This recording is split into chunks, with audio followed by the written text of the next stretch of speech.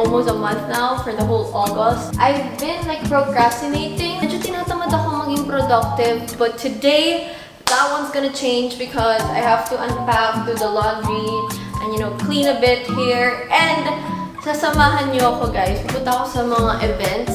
For some reason, sunod-sunod yung mga events. So I'm gonna take you guys along with me. I have so many clothes. I'm gonna wash them first.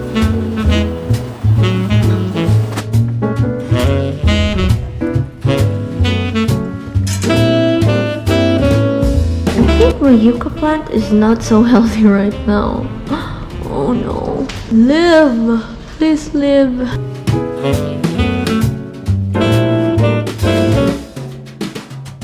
Guys, alam niyo ba, nung nasa bahay pa ako yung naka-assign na tigahugas ng pinggan. And I think it's the hatest chore of everyone. Pero wala eh, bunso ako eh.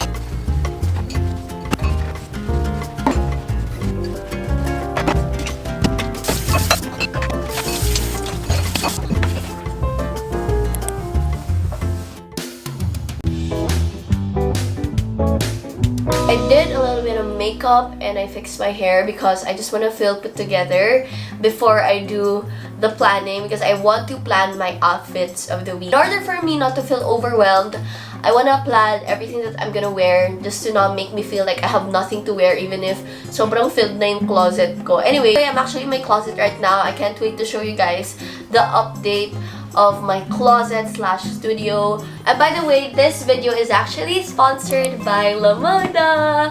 You guys know how much I love Lamoda, and they sent me a lot. 1, 2, 3, 4, 5, 6, 7 pairs. All in all. So thank you so much Lamoda for sponsoring today's video. So let's unbox them all right now.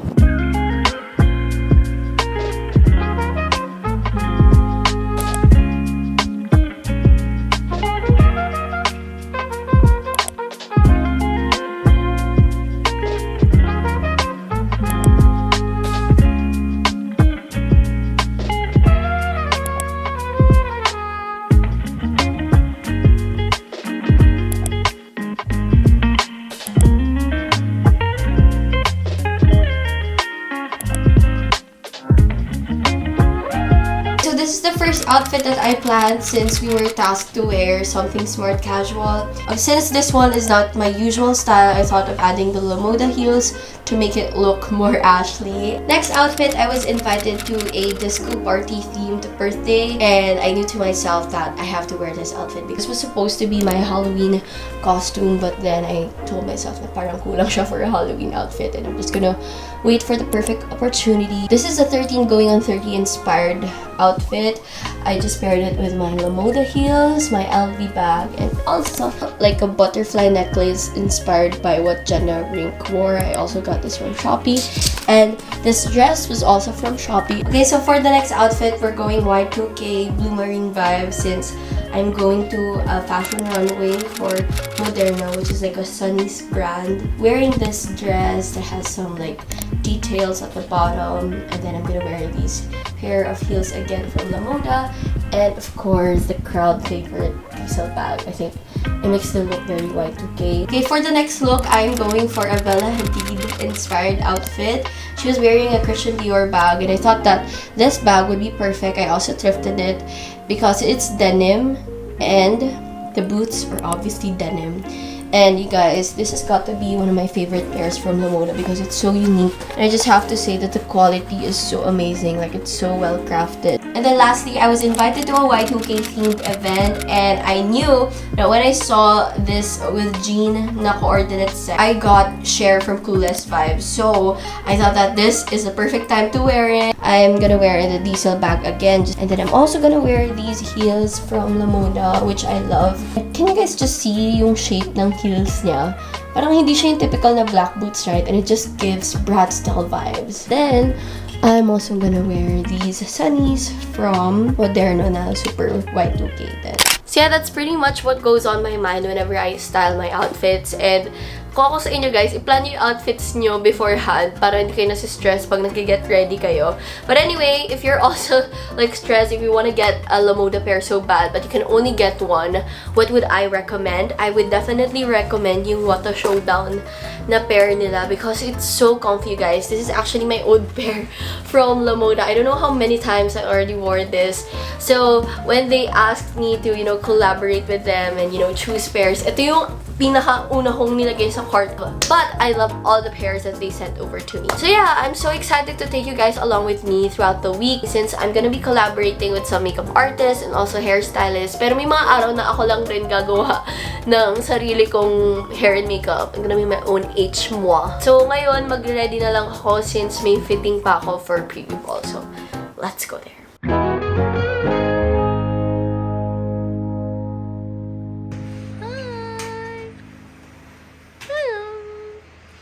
Seamless, gano'n. Pero, oo, yan. Pwede naman yan. Nag-feel ko naman. Pasadaan lang niya para hindi nasasabot sa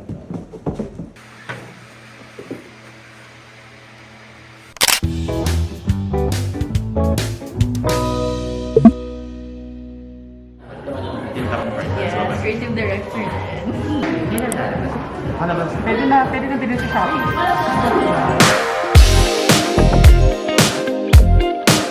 Ganda! Lo, paano ko CR? Paano mag-focus ng ano? Paano ko mag-CR mamaya? Cause you're the only one for me. Yeah, you're the only one. There's nothing to doubt. I wanna shout out loud that you're the only one for me.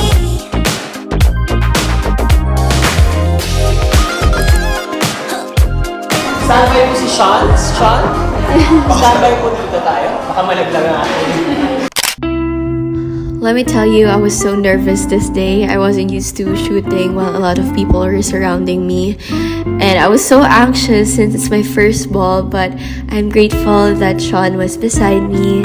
He keeps me sane, makes sure I'm okay.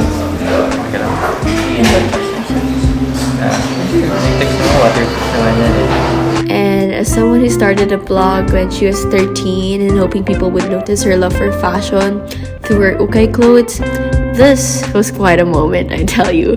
Being in one room with amazing creators or artists whom I also witnessed grow online was definitely one for the books, and I'm glad that I get to take you guys along with me.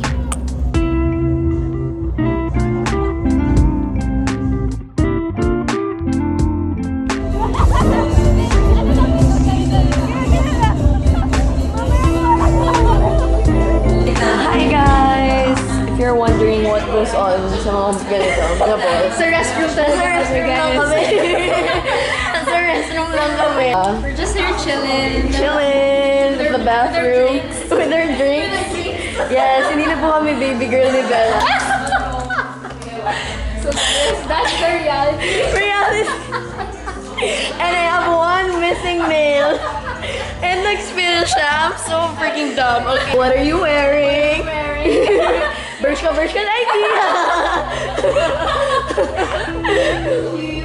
I love it. I love your gown. Who made your gown? This channel and styled by Aaron Maxat. Wow. Guys, I'm with Kim K. Ang Kim. Hi guys! So it's a new day. About to get ready because I'm gonna go sa Moderno. It's gonna be a fashion runway, although I'm not the model. Parang, actually first time ko ma-invite sa isang like legit fashion show. So I'm quite excited. I'm just gonna start off by wearing my contact lens. As you guys can see, I'm a four-eyed girl. And this one is a Boodle by Rafi. Actually, O-lens na talaga yung contact lens ko ever since. And then I tried this one. Sabi niya i-try ko yung Scandi. And I'm gonna use the gray one today. By the way, yung grado ko is 400. Yung iba nahirapan maglagay ng contacts ako kasi parang bata pa lang ako.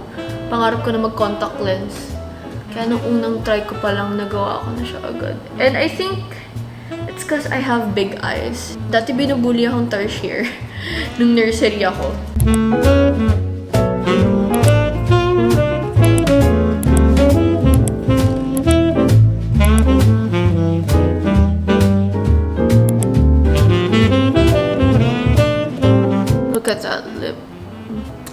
So juicy.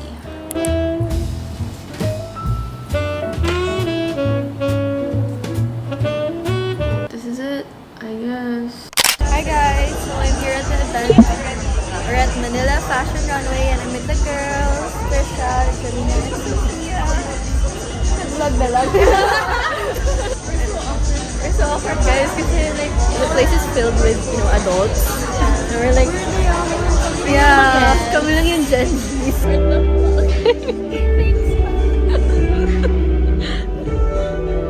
Ikaw yung model eh. Ikaw yung model. Let's set the tone. A bottle of red wine and pheromones. The conversation flows. A couple of hours. See how it goes.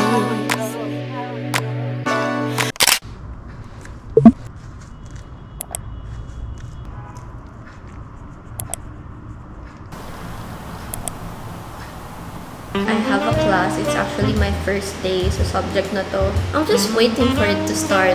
And maglalagay ako ng mga press-on nails. Putting on these fake nails. I got it from Shopee. Super affordable lang. Naka-yellow outfit ako mamaya kaya puro yellow yung kinuha kong nails.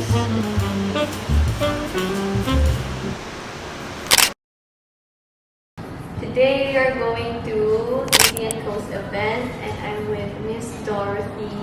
Hi, Miss Dorothy. Sunkiss Manila. And also Julius. Hi, hello po. The peg for tonight is Y2K. Syempre, your girl has to deliver. As a bida-bida and aspiring brats girl. Nagpa-makeup tayo sa kanila. So soon, you got my invitation. Now the rest is up to you. Kick it, rendezvous. Make some time for me and you. Get you over, treat you right. We vibing like Kick it, rendezvous. Make some time for me and you. Get together, you and I. We vibing like Hi guys! So it's a new day already and we're about to leave. We're gonna go to a Zalora event. It's for cause and this is my outfit. Who is she? And then I'm also wearing these heels from Lamoda. I love these heels from Lamoda kasi platform shoes siya. So it increases my height. And you could also use it for like yung mga ganitong OOTD, mga smart casual. And I'm gonna leave with Sean. Come on, show yourself. Show your very, very nice outfit as well. Wow! Ta-da! This is our outfit. And I'm also gonna wear a blazer. So yeah, let's leave na para hindi na kami mali. By the way, this outfit is from issy. It's a brand from Israel. Nagpadala rin sila ng isa pang outfit. This is what it looks like. Super different style yung suot ko ngayon. And I kind of feel good about it, not gonna lie. I feel like a girl boss. Okay, bye! And if you're wondering what fits inside this bag, alcohol, lipstick, and my keys. Tapos maglalagay lang ako ng card. That's all. That's all I bring in here. And practically, that's what I bring rin naman. Bye, guys! I'm also gonna bring my license. Just in case. Okay, bye! Hi guys! So it's a new day already. Another day, another event. We are going to H&M. Siya talaga yung na-invite guys, hindi siya plus one. Diba na si Sir Sean? Grabe na si Sir Sean. Naka-leather jacket. Grabe na. Si Robin Padilla ata to eh. Utol. Puro after neto, sunod-sunod yung mga event. Mga 1 month akong di lalabas ng bahay. Okay guys, so I just want to share the comfort food that my ate and I make a lot. Ito yung samyang, but this one is too spicy for me. So the thing that we do, itong red packet na to, we just use like half of it so that it's not too spicy. We top it off with some bacon crumbles. Then we add cheese. And voila!